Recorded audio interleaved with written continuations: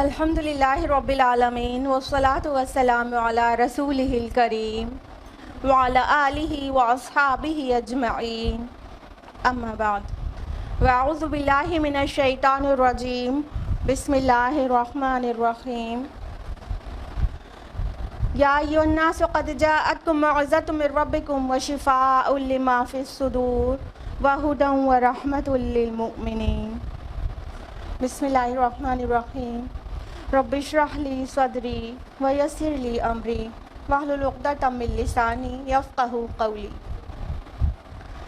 میری عزیزی سامعات، درس قرآن مجید میں آپ سب کا تہہ دل سے خیر مقدم ہے۔ السلام علیکم ورحمۃ اللہ وبرکاتہ۔ کیسے آپ سبھی لوگ؟ الحمدللہ۔ اللہ تعالیٰ کرے کہ آپ اچھے رہیں، خوشحال رہیں۔ اللہ تعالیٰ کرے کہ آپ دن دگنی رات چوگنی ترقی کریں۔ اللہ پاک آپ کی حفاظت کرے، آپ کی صحت کی، آپ کے ایمان کی، اور اللہ پاک صراط مستقیم پر آپ کو چلاتے ہوئے جنت کا راستہ آپ کے لیے آسان کر دیں۔ آمین آمین، جزاک اللہ خیر۔ درس قرآن مجید میں کون سی سورہ چل رہی ہے؟ سورہ طٰہٰ۔ لاسٹ ویک ہم لوگوں نے سورہ طٰہٰ کی کتنی آیت تک کیا تھا تفصیل سے؟ 113 تک، رائٹ۔ اور آج ہم لوگ درس کریں گے، سنیں گے، جانیں گے 114 آنورڈس، ٹھیک ہے؟ لیکن آپ سبھی کو پتہ ہے، اس سے پہلے کہ باقاعدہ تفصیلات میں جائیں، ہم لوگ لاسٹ ویک کا ریویژن لیتے ہیں۔ اور لاسٹ ویک ہم لوگوں نے آیت نمبر 109 to 113 کیا تھا، جس کا کوئک ریویژن ہے۔ آیت نمبر 109 میں ہم لوگوں نے جانا تھا، اس دن کوئی شفاعت ہرگز مفید نہیں ہوگی مگر جس کے لیے رحمان نے اجازت دی ہو اور اس کے لیے اس نے بات پسند کی ہو۔ یہ تفصیل سے ہم نے بتایا تھا کہ شفاعت کا کیا کانسیپٹ ہے اسلامی اور قرآنی، اور شفاعت کس کے لیے مفید ہوگی اور کس کے لیے نہیں ہوگی، اور اللہ تعالیٰ جس کے لیے چاہے گا بس اسی کی شفاعت ہو پائے گی، اور کون کرے گا وہ بھی اللہ ڈیسائیڈ کرے گا، کس کے لیے کرے گا وہ بھی اللہ ڈیسائیڈ کرے گا، ٹھیک ہے؟ آیت نمبر 110 میں اللہ تعالیٰ نے فرمایا تھا کہ وہ جانتا ہے جو کچھ ان کے سامنے ہے اور جو کچھ ان کے پیچھے ہے، اور وہ احاطہ نہیں کر سکتے اس کے علم کا۔ یعنی شفاعت کے متعلق ہمیں اچھی طرح سے پتہ ہونا چاہیے کہ شفاعت کس کے سامنے کی جانی ہے، جو ظاہر اور باطن کو جاننے والا ہے۔ جیسے دنیا کی سفارشیں ہوتی ہیں کہ کوئی جا کے کسی بڑے حاکم سے کہہ دیتا ہے کہ ارے سر آپ نہیں جانتے، ہم اس کو جانتے ہیں، تو یہ تو اللہ تعالیٰ کے سامنے چلے گا نہیں نا۔ تو اللہ تعالیٰ نے واضح کر دیا کہ وہ تو سب کچھ جانتا ہے، چھپا اور کھلا اور ظاہر اور باطن سب کچھ جانتا ہے، تو اس کے سامنے یہ امید کرنا کہ کوئی بدکار اور زانی کی شفاعت کو ہو جائے گی اور کوئی اس کا پیر اس کو بخشوا لے گا، یہ بالکل سینس لیس بات ہے۔ آیت نمبر 111 میں ہم لوگوں نے جانا تھا کہ اور سب کے چہرے جھکے ہوئے ہوں گے اس ہستی کے حضور جو الحی القیوم ہے، اور یقیناً خائب و خاسر ہوا وہ جس نے ظلم کا بوجھ اٹھایا۔ ہم نے آپ کو بتایا تھا کہ الحی القیوم اللہ کے اسم اعظم بھی ہو سکتا ہے، یہ جس کے حوالے سے دعا کرو تو قبول ہوتی ہے۔ اور ظلم کا بوجھ اٹھایا جب کہا گیا تو کیا مطلب ہوا؟ اور سب سے بڑا ظلم کیا ہے؟ شرک، اور باقی گناہ بھی ظلم ہے۔ آیت نمبر 112 میں ہے کہ اور جس کسی نے نیک اعمال کیے ہوں گے اور وہ مومن ہوگا تو اسے نہ کسی بے انصافی کا اندیشہ ہوگا اور نہ کسی زیادتی کا۔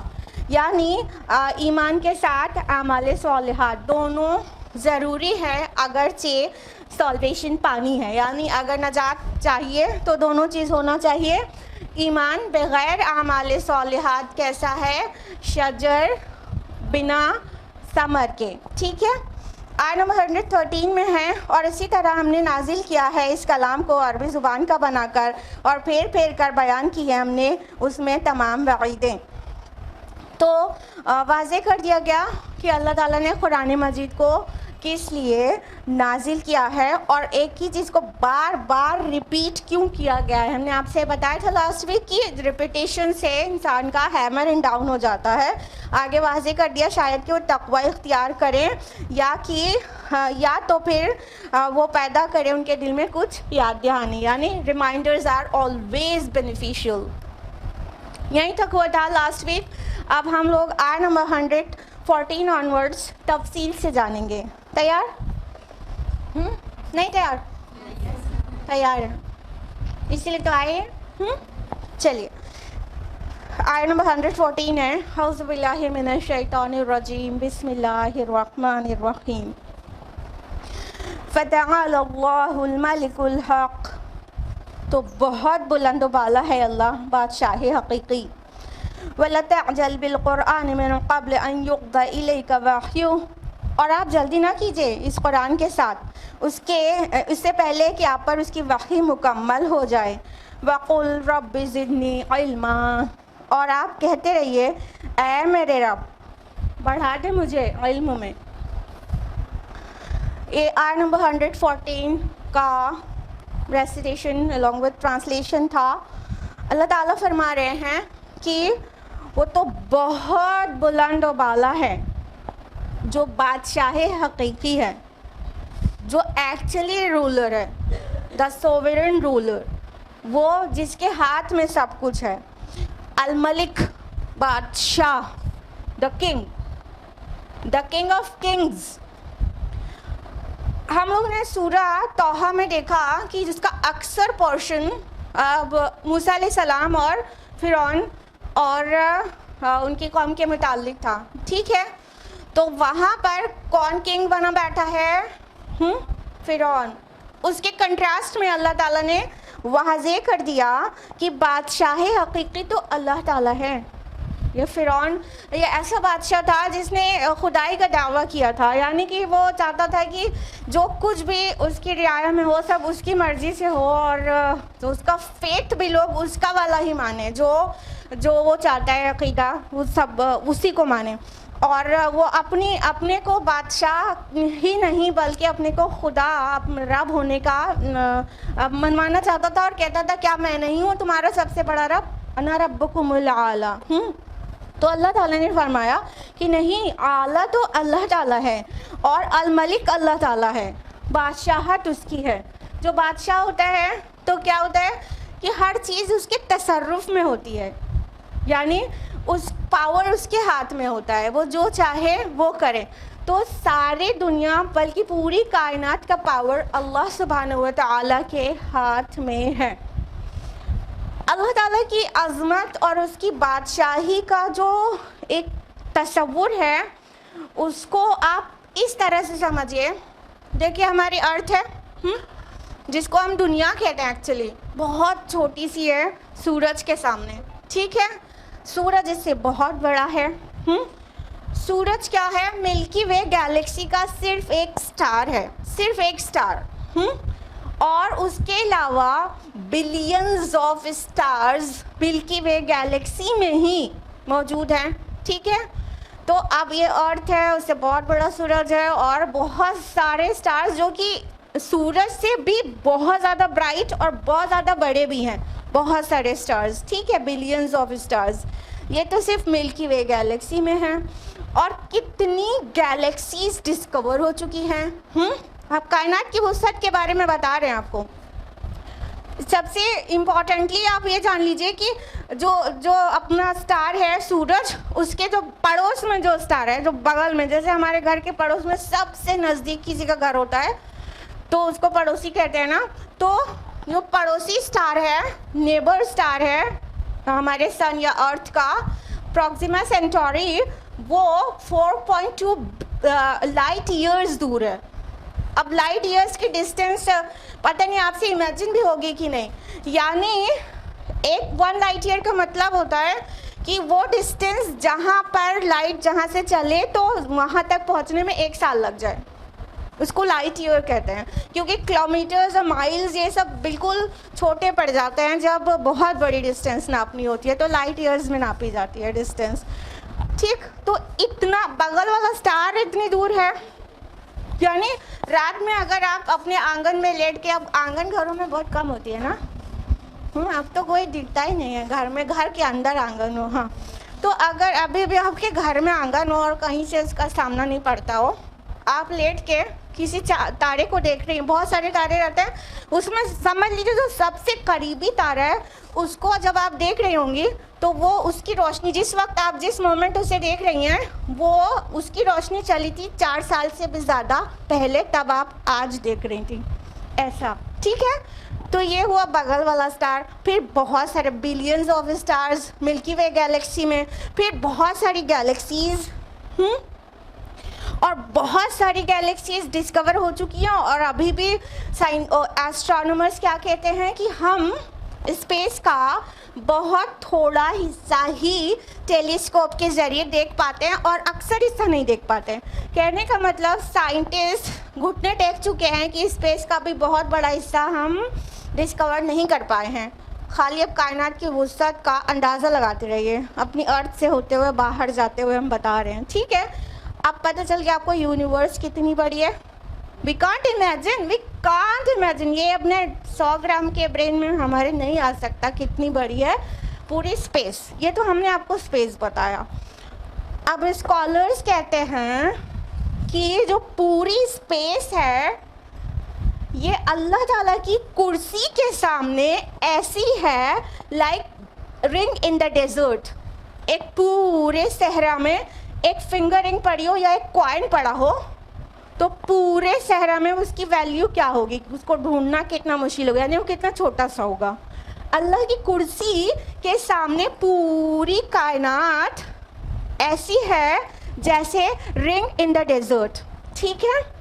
اور اللہ تعالیٰ کی کرسی سے اوپر اللہ کا عرش ہے, اور اللہ کے عرش کی سامنے کرسی کی ویلیو ایسی ہے جیسے رنگ ان دا ڈیزرٹ. ناؤ امیجن اگر آپ کے دماغ اتنا ہو, وہ ہے بادشاہ حقیقی, اس کے ہاتھ میں ساری ملکیت ہے, وہ ہے ایکچولی بادشاہ کہلانے کے لائق. ابھی آپ کو پتہ چلا کہ بادشاہ الملک جب کہا گیا تو اس کا مطلب کیا ہوتا ہے. ہاں, یہاں پہ چھوٹے چھوٹے زمین کے ٹکڑوں کے کنگ ہو کے بیٹھ جاتے ہیں.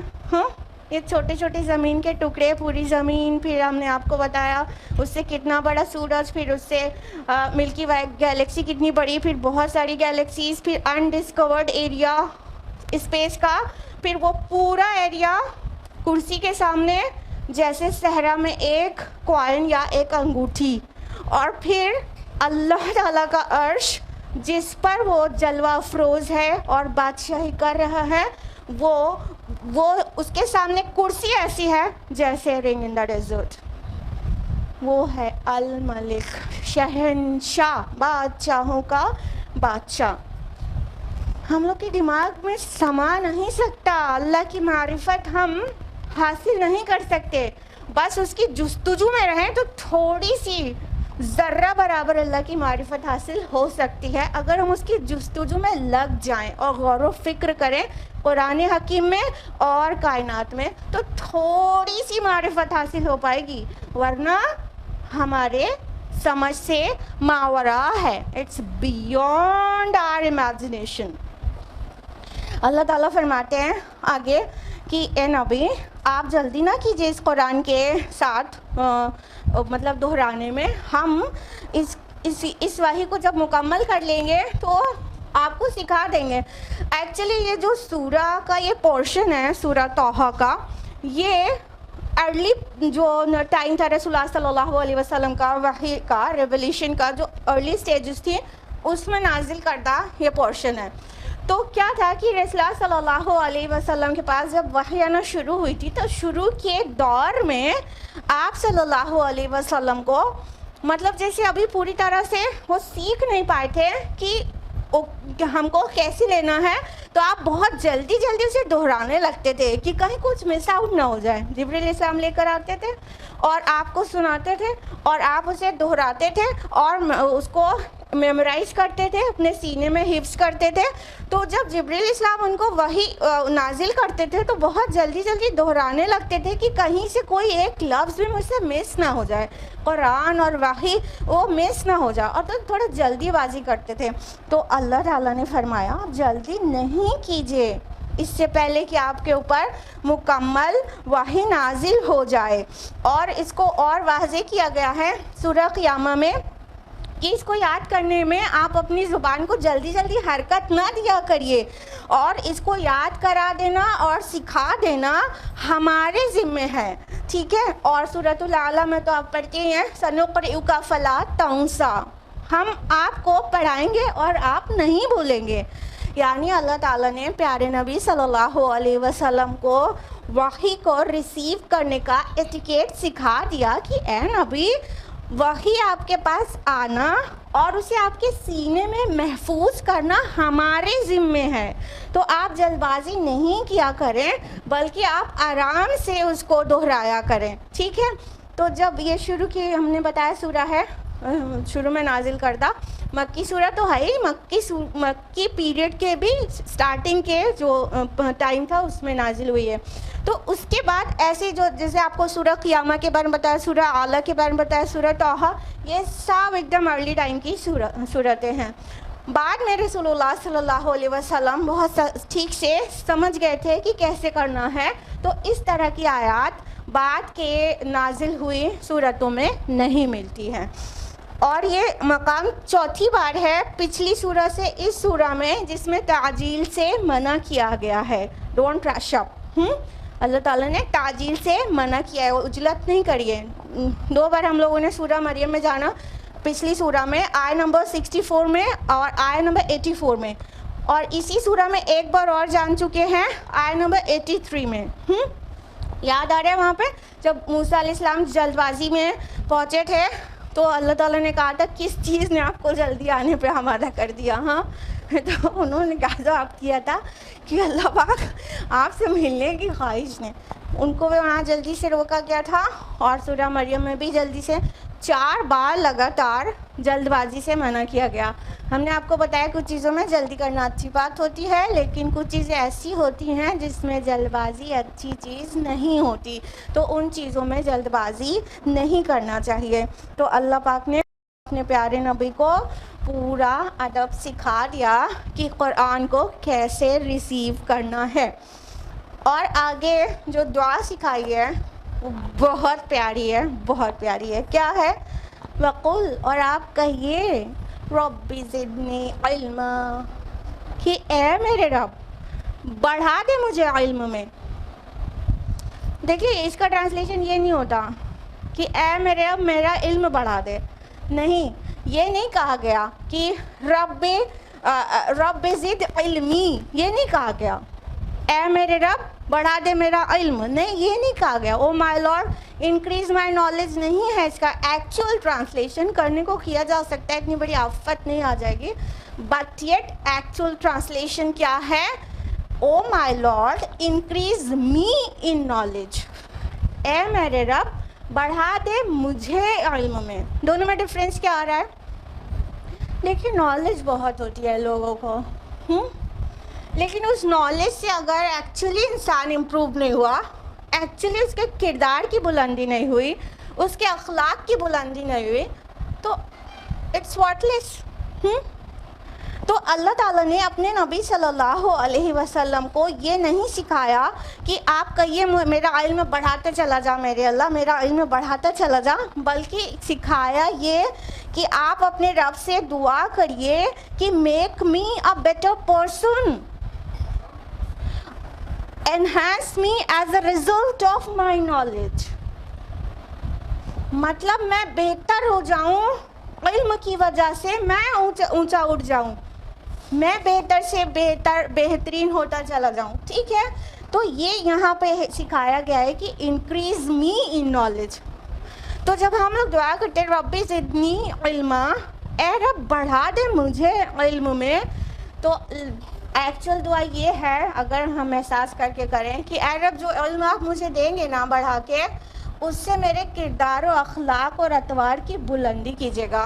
مجھے بڑھائیے گا, مجھے انہینس کریے گا, اور وہ علم میرے لیے باعث تکبر نہ بچ جائے, ایروگنس نہ پیدا ہو جائے. دیکھتے ہیں آپ لوگ کہ علم ہونے کے بعد بہت سارے فائدے ہیں, لیکن ایک نقصان بھی آتا ہے اس کا, اور وہ یہ کہ جس کے پاس زیادہ علم ہو جاتا ہے وہ انسان ایروگنٹ بھی ہو جاتا ہے کہ مجھے تو بہت آتا ہے. تو شیطان کو مطلب کوئی تو راستہ چاہیے نا اپنا کام دکھانے کے لیے. تو علم والے کے اس کو کے اوپر شیطان اپنا جو داؤں پیچ ہے وہ اسی طرح چلا سکتا ہے کہ بس وہ یہ سکھا سکتا ہے ارے آپ کو اتنا آتا ہے, تو وہ تکبر میں پڑھ کے اسے نقصان میں پہنچا دے. کیونکہ جس کو علم ہوتا ہے اس کو شیطان جلدی سے نہیں بہکا سکتا ہے. اللہ کے نبی صلی اللہ علیہ وسلم کی حدیث ہے, ایک فقیہ پر, ایک عابد پر ایک فقیہ کو ایسی فوقیت حاصل ہے جیسے کہ مجھ کو تم میں سے سب سے ادنا شخص پر. سبحان اللہ, اتنا ڈفرینس ہے. ایک علم والا انسان سمجھ بھی ہے جس کے پاس, فقیہ ورڈ آیا ہے رائٹ, اور یہ فقیہ وہ فقہ پڑھنے والا فقیہ نہیں, the one who has wisdom, ٹھیک ہے, سمجھ ہو جس کے اندر, حکمت ہو. تو اتنا ڈفرینس ہے ایک علم والے اور بغیر علم والے کے. اللہ تعالیٰ نے قرآن حکیم میں کہا ہے سورہ مجادلہ سورہ نمبر 58 آیہ نمبر 11 میں, یرفع اللہ الذین آمنوا منکم والذین اوتوا العلم درجات, کہ تم میں سے جو لوگ ایمان لائے اور جنہیں علم سے نوازا گیا اللہ تعالیٰ ان کے درجات بلند کرے گا. تو علم کے بعد عبادت کتنی سنور جاتی ہے نا, اور علم کے بعد شیطان کی چھیڑ آرام سے انسان پہچان جاتا ہے کہ یہ شیطانی وسوسہ ہے.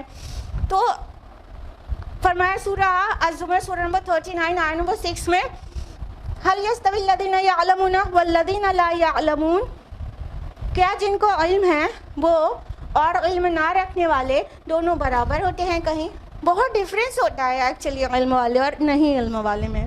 لیکن شیطان کو یہی ہے کہ اب علم تو ہو گیا, اب اس کو جس راستے سے بہکاؤں گا وہ پہچان جائے گا کہ یہ شیطانی ہے, وسوسہ ہے. ہاں, تو اب ایک راستہ بچ جاتا ہے پھر کہ اسے یہ سکھایا جائے کہ ارے آپ تو بہت بڑے عالم ہیں, ارے آپ کو تو سب آتا ہے, ارے آپ کی نالج, تو یہ راستہ کھلا رہ جاتا ہے. تو اللہ تعالیٰ نے اپنے پیارے نبی کو جو سکھایا اور ان کی وساطت سے ہم تک پہنچ گیا وہ کیا ہے, اے اللہ بڑھا مجھے علم میں, یعنی علم بڑھے تو میں بڑھوں, علم بڑھے تو میں تکبر کھا کے نیچے نہ گر جاؤں. اور آپ کو پتہ ہے بہت سارے نبیوں اور رسولوں کی دعائیں قرآن مجید میں اللہ تعالیٰ نے درج کی ہیں, لیکن اپنے پیارے نبی, آخری نبی محمد رسول اللہ صلی اللہ علیہ وسلم کو سکھائی جو اللہ پاک نے دعا وہ صرف یہی والی ہے.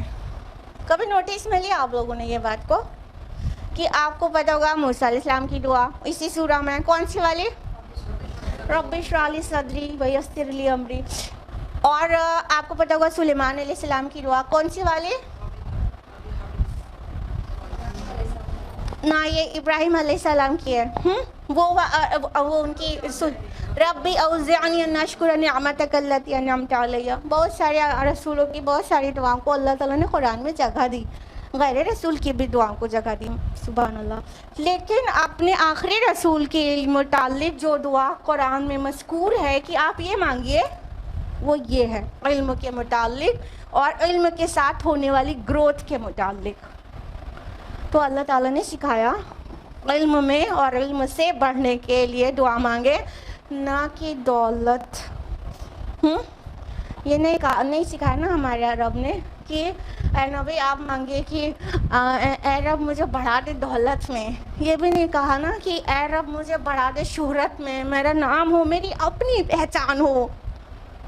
کچھ لوگ ایسے ہوتے ہیں نا کہ بس چاہتے ہیں میری اپنی پہچان ہو, ان کا مقصد زندگی یہی ہوتا ہے.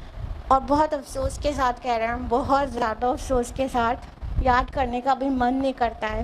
ایک ٹائم پہ ہم بھی ایسے سوچتے تھے, کسی نے تو ہم بٹس آف کمپیوٹر میں ورک کرتے تھے, آئی واز کمپیوٹر ٹیکنوکریٹ.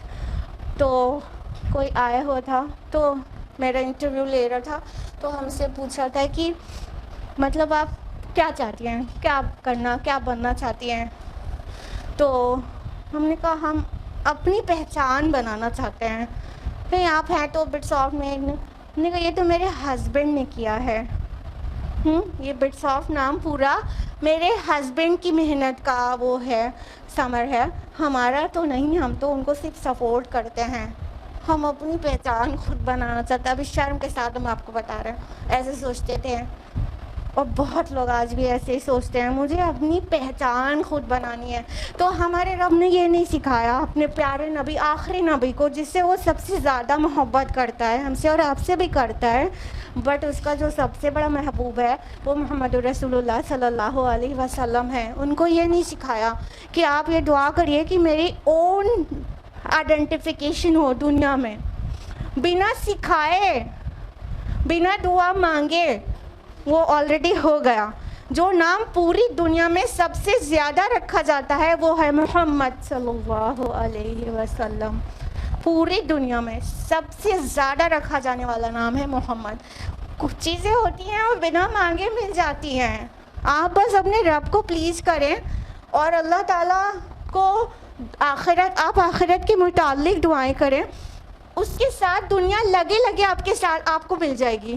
دنیا کا اپنا وہ حصہ جو آپ کے لیے لکھ دیا گیا ہے وہ آپ کو برت کر ہی مرنا ہے, کوئی اور چھین نہیں سکتا. اللہ پاک چاہتا ہے آپ کو نام اور شہرت دے تو وہ مل کے رہے گی آپ کو. اللہ پاک چاہتا ہے کہ آپ کو دولت دے, آپ کے حصے میں یعنی آپ کی تقدیر میں دولت لکھی ہے تو وہ آپ برت کے ہی مریں گے, ایسے نہیں مر جائیں گے. مگر اپنا ٹارگیٹ یہ حقیر چیزوں کو نہیں بنانا ہے, اونچی چیزوں کو بنانا ہے, اعلیٰ چیزوں کو. علم اور علم کے ساتھ ہونے والی گروتھ, اور یہ کون سی گروتھ کی بات ہو رہی ہے؟ معرفت الہی بھی اس میں ہے.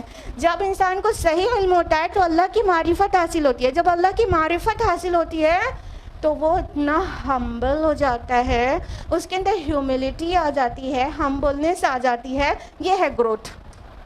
بڑھا مجھے علم آنے کے بعد میں بڑھوں, اس ٹائپ کا گروتھ ہو کہ میں بالکل جھک جاؤں.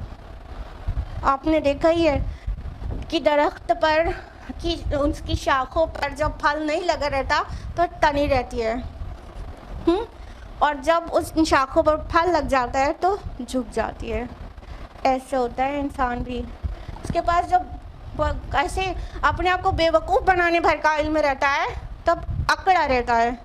جب سچ مچ کا علم آ جاتا ہے تو ہمبل ہو جاتا ہے. جب اللہ کی معرفت حاصل ہوگی تو کیا ہوگا؟ ابھی ہم نے آپ کو بتایا, امیجن کرنے کے لیے چھوڑ دیا. ہم اور آپ مل کے عاجز ہیں کہ امیجن کر پائے اللہ کی گریٹنس, نا نہیں کر سکتے. اب جب اللہ کی معرفت حاصل ہوگی تو اپنی حقارت اپنے آپ سمجھ میں آ جائے گی نا, میں کیا ہوں پھر, تو ہمبل ہو جائے گا نا انسان. یوں فائدہ ہوتا ہے علم کا. آیت نمبر 115, وَلَقَدْ عَهِدْنَا إِلَىٰ آدَمَ مِن قَبْلُ, اور ہم نے اس سے پہلے آدم سے ایک عہد لیا تھا. فَنَسِيَ وَلَمْ نَجِدْ لَهُ عَزْمًا, تو وہ بھول گیا اور ہم نے اس میں ارادے کی پختگی نہیں پائی. کون سے عہد کی بات ہو رہی ہے؟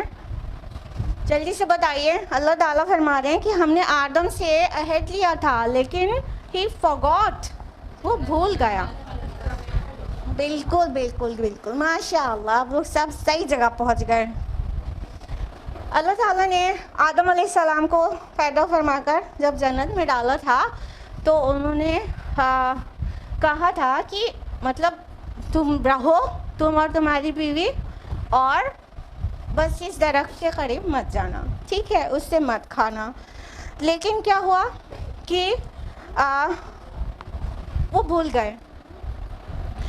دیکھیے کچھ قرآن کے ٹرانسلیشن کرنے والوں نے اس طرح سے ٹرانسلیٹ کیا ہے کہ آدم کے اندر عزم نہیں پایا. اس کا مطلب یہ ہوا کہ وہ بھول گئے, وہ مطلب اپنے فارملی ڈٹرمائنڈ نہیں رہ پائے اور وہ بھول گئے. اور فارگیٹفلنس تو انسان کے اندر ہے ہی. اور کسی نے یہ بھی مطلب ٹرانسلیٹ کیا ہے کہ ان کے اندر بغاوت اور سرکشی نہیں پایا, یعنی عزم سے مراد وہ ضد کرنا اور بغاوت میں نافرمانی کے اسپرٹ کے ساتھ جمنا, کی نہیں کہا ہوگا مجھے تو یہ کرنا ہے تو کرنا ہے. تو یہ اس طرح سے بھی ٹرانسلیٹ کیا ہے. لیکن اگر ہم لوگ غور کریں تو کہا گیا فنسیہ، تو وہ بھول گیا. یہ بھولنا نا انسان کے ساتھ لگا ہوا ہے، آدم سے لے کے قیامت تک آنے والوں انسان کے ساتھ. سورہ نساء میں کہا گیا نا آیت نمبر 28 میں وَخُلِقَ الْإِنسَانُ ضَعِيفًا، انسان کمزور پیدا کیا گیا ہے.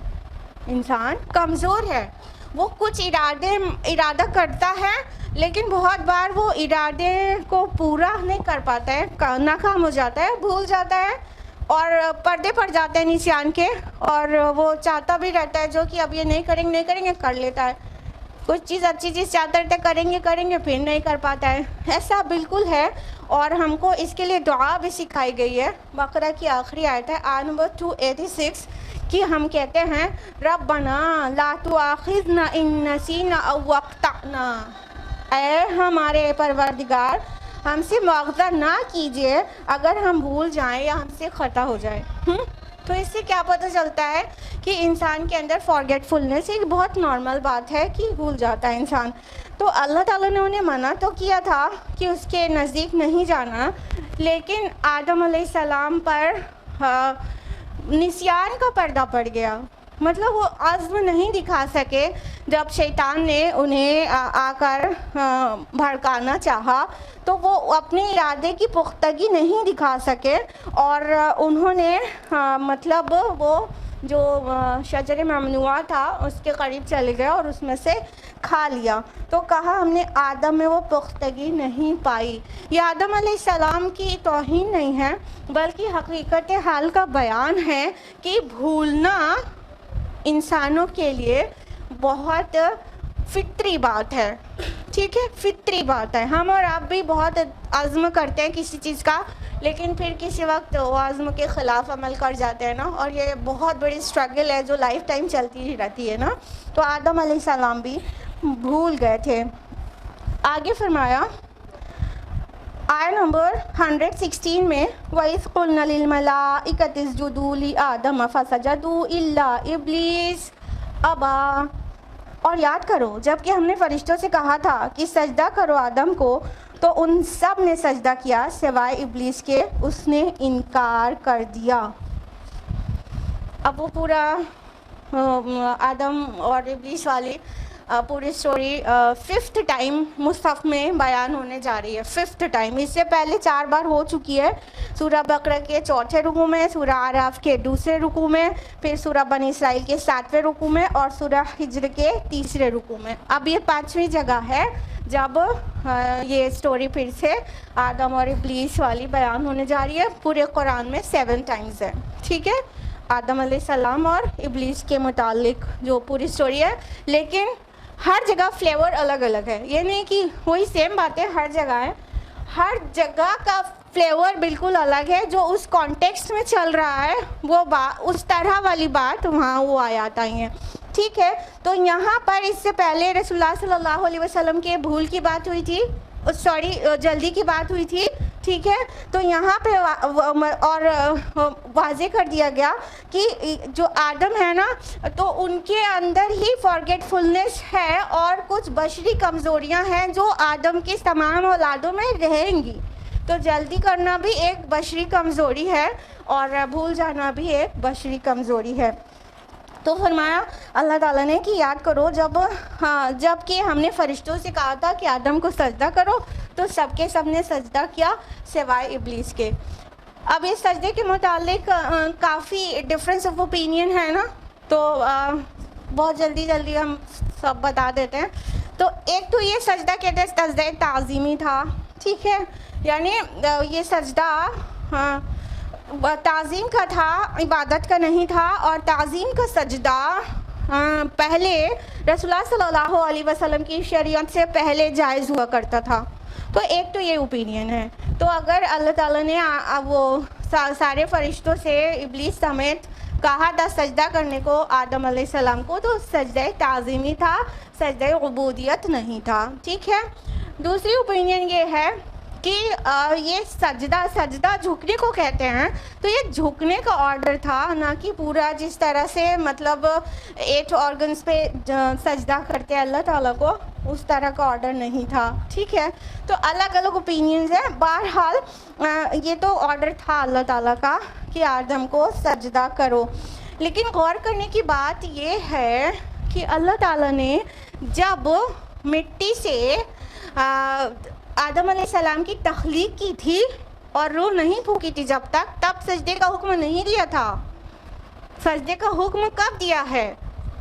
روح پھونکنے کے بعد، جس کا ذکر ہے قرآن مجید میں سورہ صاد سورہ نمبر 38 آیہ نمبر 72 اور سورہ حجر سورہ نمبر 15 آیہ نمبر 29 میں، کہ اللہ تعالیٰ نے فرمایا کہ فَإِذَا سَوَّيْتُهُ وَنَفَخْتُ فِيهِ مِن رُّوحِي فَقَعُوا لَهُ سَاجِدِينَ.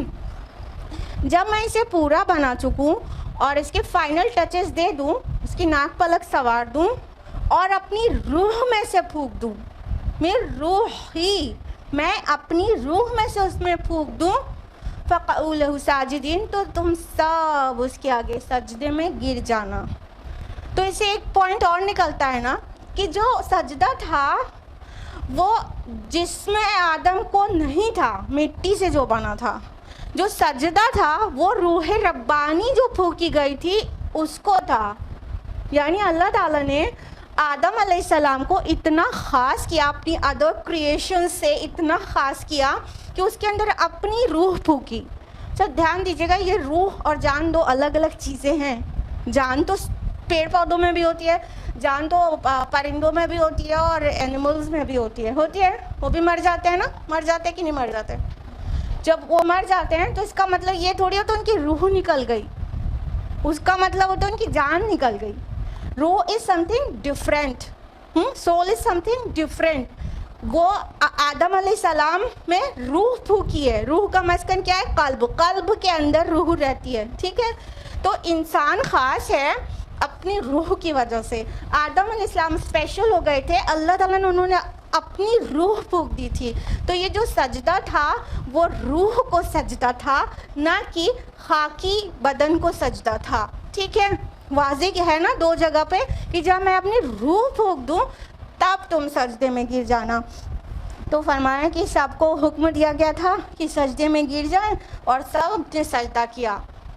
اس کی آگے والی جو آیت ابھی ہم نے آپ کو آیت بتائی سورہ حجر اور سورہ صاد کی، اس کے آگے والی آیت میں یہ بھی ہے کہ فسجد الملائکۃ کلھم اجمعون، کہ پھر کل کے کل فرشتوں نے سجدہ کیا. کل یعنی وہاں جبریل بھی تھے، میکائیل بھی تھے، اسرافیل بھی تھے، سب تھے. کوئی یہ نہ سوچے کہ جبریل تو فرشتوں کے سردار نہیں بھی ہوں گے، نہیں، کل کے کل فرشتوں نے آدم علیہ السلام کو سجدہ کیا تھا. لیکن کیا ہوا؟ الا ابلیس، سوائے ابلیس کے. یہ غلط فہمی نہیں ہونا چاہیے کہ ہر جگہ ابلیس کا نام فرشتوں کے ساتھ آتا ہے، that means he was also an angel. نہیں، سورہ کہف کی آیت نمبر 50 میں واضح کر دیا گیا ہے کہ اور ابلیس نے سجدہ نہیں کیا اور وہ جنوں میں سے تھا. It has been cleared. ٹھیک، وہ جنوں میں سے تھا. تو کیا تغلیب کا جو قاعدہ ہوتا ہے عربی زبان میں، اس میں ہوتا ہے کہ جو میجورٹی ہوتی ہے اس میں کوئی اور بھی داخل ہو جائے تو اسی میجورٹی والا وہ گرامر لگتی ہے. ٹھیک ہے، جیسے بہت سارے مرد ہوں گے اور اس میں 2 عورتیں بھی ہوں گی، تو جینڈر جو ہوگا وہ میسکولن جینڈر ہی یوز ہوگا. پھر 2 عورتوں کی وجہ سے وہ فیمنن جینڈر نہیں آئے گا. ٹھیک ہے، تو یہاں پر کہا سب نے سجدہ کیا، تو ان سارے فرشتوں نے سجدہ کیا اور ابلیس جنوں میں سے تھا، لیکن سارے میں اس کو الگ سے نہیں دکھایا گیا اور واضح کر دیا گیا سورہ کہف سورہ نمبر 18 آیت نمبر 50 میں کہ وہ جنوں میں سے تھا. ٹھیک ہے، تو اس نے سجدہ نہیں کیا. اس نے سجدہ کیوں نہیں کیا تھا؟ ایگزیکٹلی اس کو تکبر لاحق ہو گیا تھا. سورہ اعراف سورہ نمبر 7 آیت نمبر 12 اور سورہ صاد سورہ نمبر 38 آیت نمبر 76 میں یہ اس کا جواب ہے جو اس سے واضح ہوتا ہے کہ وہ اس کے اندر تکبر تھا. اس نے کہا انا خیر منہ، میں اس سے بہتر ہوں، خلقتنی من نار و خلقتہ من طین، کہ آپ نے مجھے آگ سے پیدا کیا ہے اور اس کو مٹی سے بنایا ہے. سجدہ نہ کرنے کی کیا وجہ تھی؟ میں تھوڑا اس سے سپر ہوں, میں تو آگ سے بنا ہوا ہوں اور یہ مٹی سے بنا ہوا ہے, تو میں اسے سجدہ کیوں کروں؟ یہ کیا ہے؟ ایروگینس ہے جو اس نے اپنے دل کے اندر چھپایا ہوا تھا. آیت نمبر 117 ہے فَقُلْنَا يَا آدَمُ إِنَّ هَذَا عَدُوٌّ لَكَ وَلِزَوْجِكَ فَلَا يُخْرِجَنَّكُمَا مِنَ الْجَنَّةِ فَتَشْقَىٰ. تو ہم نے کہا اے آدم یقیناً یہ دشمن ہے تمہارا بھی اور تمہاری بیوی کا بھی, تو دیکھو یہ تم دونوں کو کہیں جنت سے نہ نکلوا دیں کہ تم پھر مشقت میں پڑ جاؤ. تو جب ابلیس نے کہا تھا کہ میں بہتر ہوں, انا خیر من, میں اس سے بہتر ہوں, تو آدم علیہ السلام وہیں موجود تھے, حوا وہیں موجود تھیں, ان کو پتہ چل گیا تھا کہ یہ دشمن ہے, لیکن اللہ تعالیٰ نے پھر سے تاکید کر دی کہ دیکھو آدم یہ تمہارا دشمن ہے اور تمہاری بیوی کا بھی دشمن ہے. اب دیکھیے ہیڈ آف دا فیملی کو ایڈریس کیا گیا ہے, ٹھیک ہے, آدم علیہ السلام کو ایڈریس کیا گیا ہے کہ تمہارا دشمن ہے, ایڈریس ہے آدم علیہ السلام سے, اور حوا کا ذکر ہے کہ اور تمہاری بیوی کا بھی دشمن ہے, ٹھیک ہے, اور کہیں تم کو جنت سے نہ نکلوا دیں, کیونکہ اگر اللہ تعالیٰ کی نافرمانی ہونی تھی تو جنت سے نکلنا تھا. حالانکہ اس کا یہ مطلب نہیں ہے کہ وہ بطور سزا جنت سے نکال کے زمین پہ آدم علیہ السلام کو بھیجا گیا تھا. کسی اور موقع پہ ہم تفصیل سے بتائیں گے کہ وہ پورا کریشن جو پلان کیا تھا اللہ تعالیٰ نے, اپنا یونیورسل کریشن پلان کے تحت آدم علیہ السلام کو زمین پہ بھیجا گیا تھا, بطور پنشمنٹ نہیں بھیجا گیا تھا, اللہ تعالیٰ نے معاف کر دیا تھا. تو کیا کہا کہ اے آدم یہ تمہارا دشمن ہے, تو کہیں تم کو نکلوا نہ دے جنت سے, تم ہوشیار رہنا, اور اگر جنت سے نکلو گے تو مشقت میں پڑ جاؤ گے. من الجنتی فتشقا, مشقت میں پڑھنا, جیسا کہ سورہ شروع ہوتی ہے نا, ما انزلنا علیک القرآن لتشقا, کہ ہم نے یہ قرآن اس لیے نازل نہیں کیا کہ آپ مشقت میں پڑ جائیں, مشکل میں, وہی ورڈ یوز ہوا ہے یہاں پر کہ پھر تم مشقت میں پڑ جاؤ گے. اب دیکھیں مشقت کون سی ہے, وہ آیت نمبر 118 اور 119 میں واضح کر دیا گیا ہے. ان لک الا تجوع فیہا ولا تعری, یقیناً اس میں نہ تو تمہیں بھوک ستاتی ہے اور نہ عریانی کا خدشہ ہے. وانک لا تظمأ فیہا ولا تضحی, اور یہ کہ نہ تمہیں اس میں پیاس پریشان کرتی ہے اور نہ دھوپ. یعنی کہ جنت میں جب رہ رہے تھے آدم و حوا علیہما السلام, تو وہاں غذا, پانی, لباس اور مسکن کا انتظام فری تھا.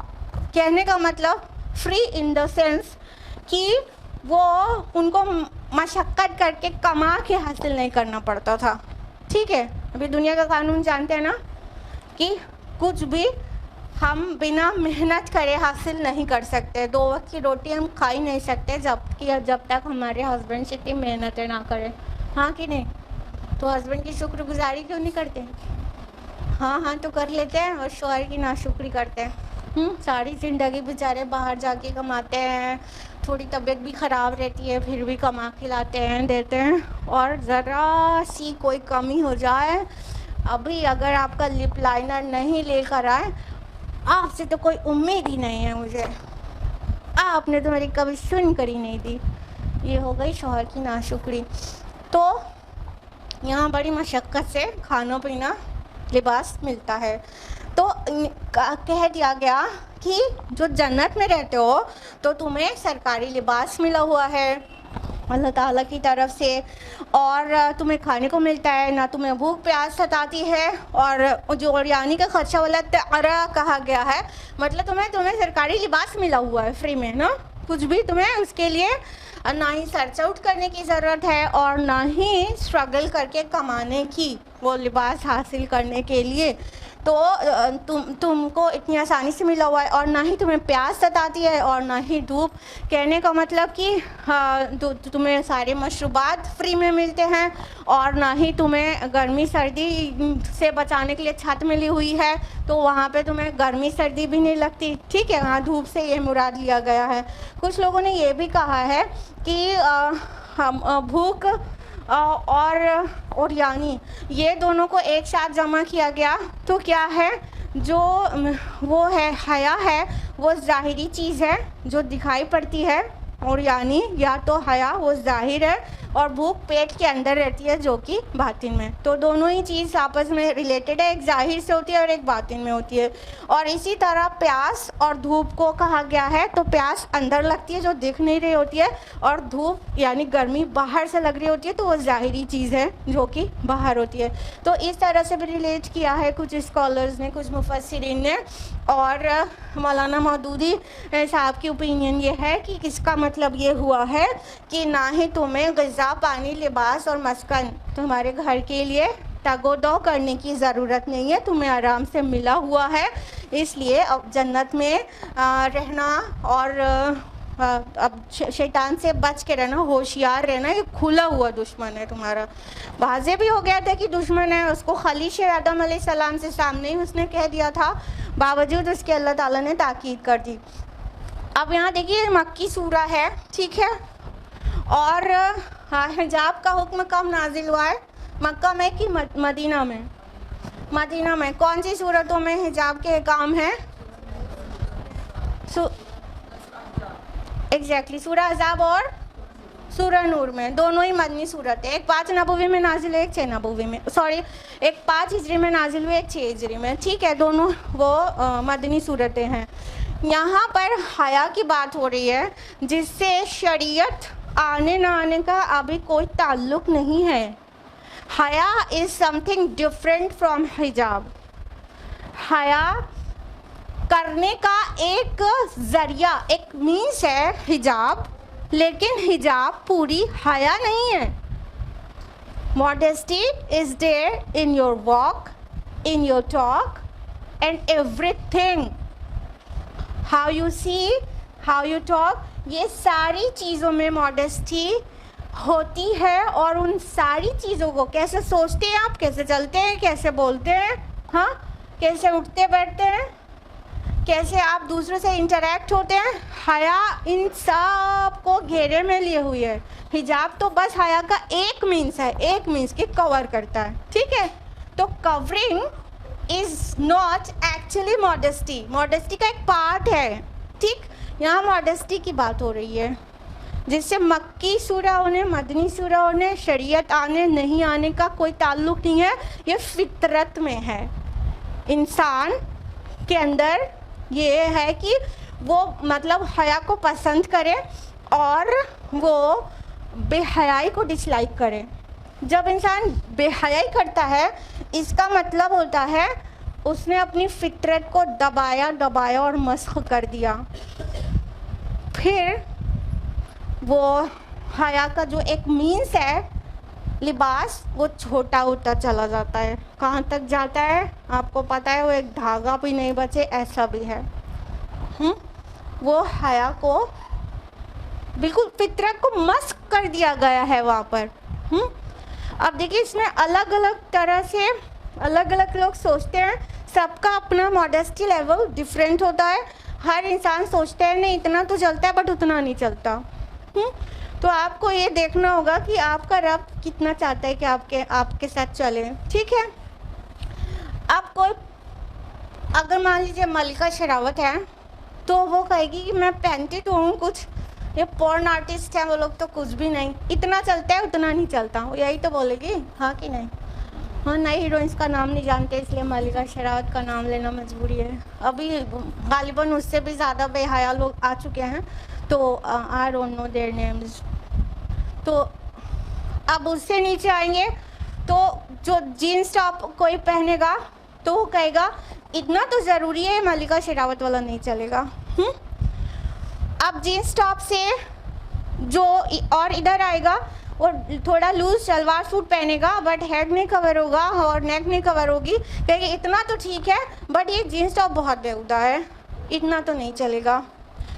پھر کوئی ہوگا ہیڈ کور کرے گا، کہے گا اتنا تو ٹھیک ہے مگر بغیر ہیڈ کور کرے نہیں چلے گا۔ پھر کوئی ہوگا جو پورا حجاب شرعی حجاب کرے گا اور کہے گا کہ نہیں اتنا بھی ضروری ہے، خالی ہیڈ کور کر کے نہیں چلے گا۔ اب بتائیے سب کا ماڈesty لیول الگ الگ ہوتا ہے، دین who will decide کتنا چلے گا کتنا نہیں چلے گا؟ Let me know who will decide، بتائیے۔ Exactly our creator will decide، ہمارا رب ڈیسائیڈ کرے گا کہ کتنا چلے گا کتنا نہیں چلے گا۔ اور ہمارا رب نے جو حجاب کے حیا کا جو ایک مینس ہے اس کے جو احکام نازل کیے ہیں وہ کیا ہے کہ ایک وومن کی پوری باڈی کورڈ ہونا چاہیے except the face and palm, اتنا ہاتھ اور اتنا چہرہ چھوڑ کے، یہ سطر کے باہر ہے، باقی پورا ہی کورڈ ہونا چاہیے۔ کور ہونے کے بعد بھی نامحرم کے سامنے جائے تو وہ جو لباس میں زینت ہے وہ فردر ایک آؤٹر گارمنٹ سے کورڈ ہونا چاہیے۔ ہمارے کریٹر نے تو یہ ڈیسائیڈ کیا ہے، اب چوائس ہماری اپنی ہے کہ ہم کٹرینہ کیف کے جتنا میں مطمئن ہو جاتے ہیں کہ اس کا کیا نام ہے، سنی لیونی، وہاں پہ مطمئن ہوتے ہیں یا خالی سلوار سوٹ میں مطمئن ہو جاتے ہیں کہ اتنا تو ٹھیک ہے۔ تو لیٹ دا کریٹر ڈیسائیڈ کہ کتنا چلے گا۔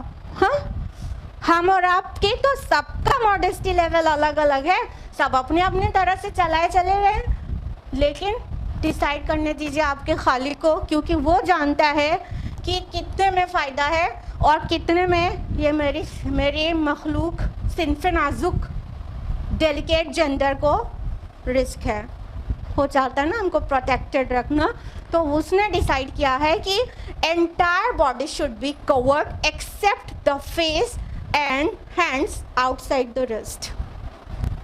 فنش، بات ختم ہو گئی، کوئی جھگڑا نہیں ہے اب، نہ ہی سنی لیونی سے جھگڑا ہے نہ ہی کسی اس سے، سب کا اپنا اپنا سوچ ہے، اس کے حساب سے چلیں گے تو ہم کہیں بھی جا کر سٹاپ ہو جائیں گے، کہیں گے اتنا تو ٹھیک ہے، لیکن رب کی مانیں گے تو بالکل ایک بات سب پر لاگو ہو جائے گی بہت آرام سے۔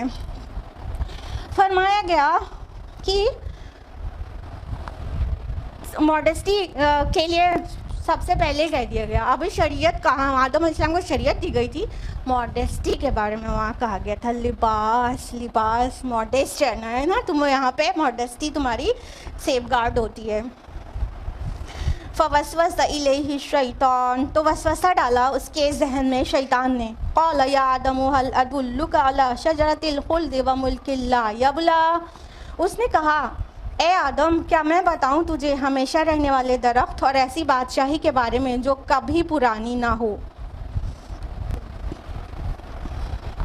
تو کیا ہوا کہ شیطان، اچھا اگر آپ لوگ یہ سوچتے ہیں کہ وہ شیطان جنت میں کہاں سے گھس گیا، اس کو انٹری گیٹ سے کیسے ملی، اگر آپ لوگ ایسے سوچتے ہیں تو یہ بہت مزاحیہ ہے، کیونکہ دیکھیے شیطان کو اس روم میں انٹری ملی کیا، لیکن وہ آپ کے دل میں وسوسہ ڈالتے، اسے فزیکل انٹرنس کی کوئی ایسے ضرورت نہیں، اس کو اتنا پاور تو دیا گیا ہے نا کہ اس نے کہا تھا مجھے تھوڑا سا چھوڑیے اے میرے رب کہ میں ان کی اولاد کو میں بہکاؤں گا، ٹھیک ہے، تو اس کو دل میں وسوسہ ڈالنے کا تو اجازت دی گئی ہے، تو وہ بغیر فزیکل انٹرنس کے بھی دل میں وسوسہ ڈال سکتا ہے۔ تو کیا کیا شیطان نے، وسوسہ ڈالا کہ اے آدم کہ تم کو پھلا درخت سے اس لیے روکا گیا ہے کہ اگر تم نے اس کو کھا لیا تو کیا ہوگا، ہمیشہ زندہ رہو گے اور ایسی بادشاہی ملے گی جو جس پہ باسی پن اور پرانا پن کبھی طاری نہ ہو اور کبھی چھینی نہ جائے۔ یعنی انسان کی فطرت میں ایک چیز اور انکلکیٹڈ ہے، اور وہ کیا ہے، ہمیشگی والی زندگی کی خواہش۔ ہم میں سے ہر انسان چاہے وہ کتنا متقی کیوں نہ ہو، وہ الگ بات ہے کہ شہادت کی خواہش ہوتی ہے، بہت سے مومنین کے اندر ہوتی ہے، اللہ کرے ہم سب کے اندر ہو، لیکن ہم سب موت کو ڈس لائک کرتے ہیں. ابھی کسی کو کینسر پتہ چل جائے اس کا جینا دن رات ایک دم بدل جائے گا, مطلب اسے کہیں نہ کہیں بے چینی ہو ہی جائے گی, چاہے وہ کتنا بھی متقی ہو. تو یہ فطرت میں ہے کہیں نہ کہیں کہ وی لو لائف نا. حدیث قدسی میں بھی تو آتا ہے جس سے پتہ چلتا ہے کہ یہ بات فطرت میں ہی ہے.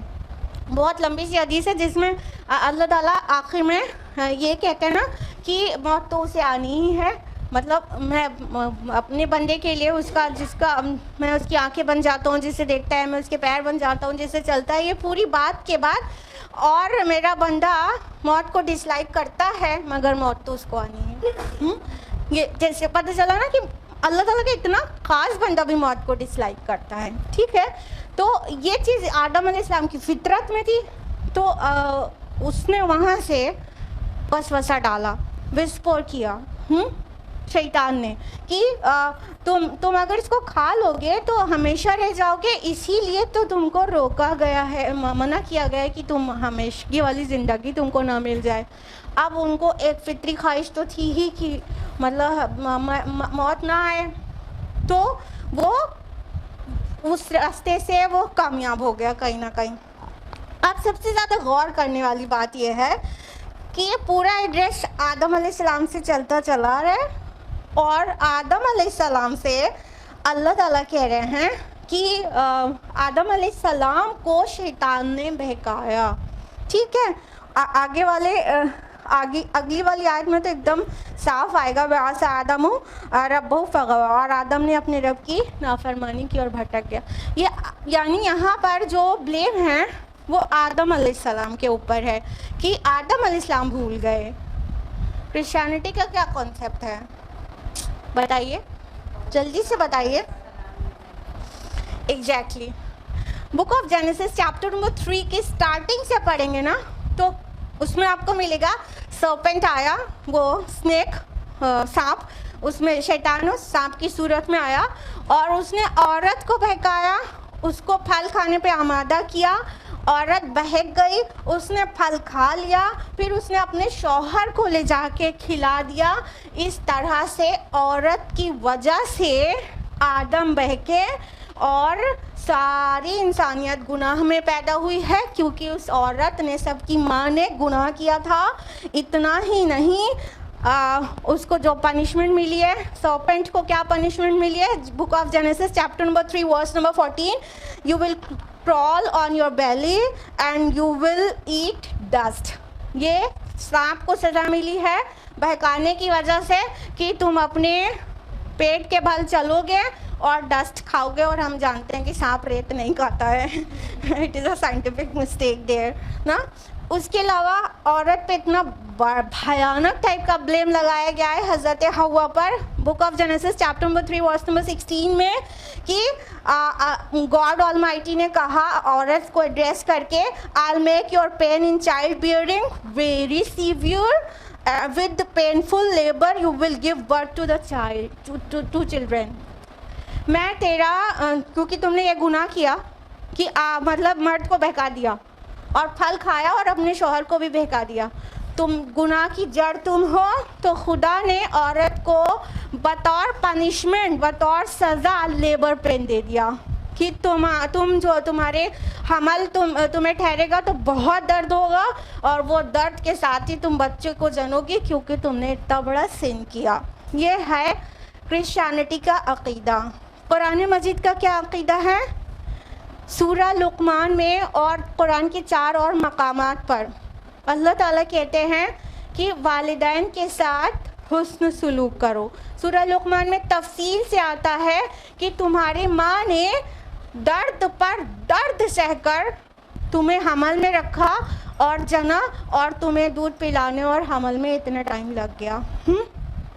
تو ماں کو کا جو عورت کا جو اسٹیٹس ہے اسلام نے ایلیویٹ کیا ہے due to the birth of the child and for bearing labour pain.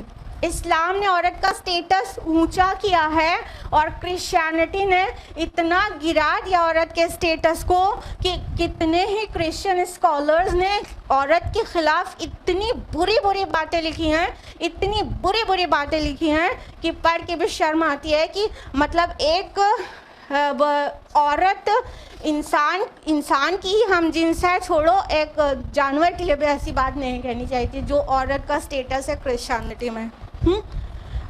شیطان کے آنے کا دروازہ ہے، وہ شجر ممنوعہ کی طرف لے جانے والی، اور شیطان کا دوسرا روپ ہے عورت، اور اس کے اندر روح تسلیم مت کرو۔ وہ سارا بلیم ہوا پر قرآن مجید نے آ کے عورت کو کے بلیم کو ایک دم صاف کر دیا اور کہا شیطان نے آدم کو بہکایا۔ یہاں پر قرآن میں کہیں پر بھی نہیں ہے کہ جو انٹری لی تھی شیطان نے وہ ہوا کے ذریعے آدم تک پہنچے تھے، یہاں پر ہے آدم کو ڈائریکٹ وسپریک کی تھی شیطان نے، ہوا کو نہیں۔ اور جب غلطی کیا تو دونوں نے کیا، اگلی آیت میں آئے گا فَأَكَلَا، تو دونوں نے کھا لیا، ہوا نے نہیں کھلایا۔ بہت کلیئر ہے جینیسس میں، آپ چیپٹر 3 پڑھ کر دیکھیے کہ عورت کو جو ہے سرپنٹ نے وہ بہکایا اور عورت نے کھایا اور عورت نے اپنے شوہر کو بھی کھلا کے بہکا دیا، ایسا۔ تو یہ دوسرے مذاہب میں عورت کا سٹیٹس ہے اور یہ اسلام میں عورت کا سٹیٹس ہے۔ اور اس کے بعد عورت کو اللہ تعالیٰ اگر اس کے پروٹیکشن کے لیے حجاب کرنے کے لیے کہتا ہے تو لوگ کہتے ہیں کہ مطلب عورت کو ڈیگریڈ کیا جا رہا ہے اور اسے سبجوگیٹ کیا جا رہا ہے۔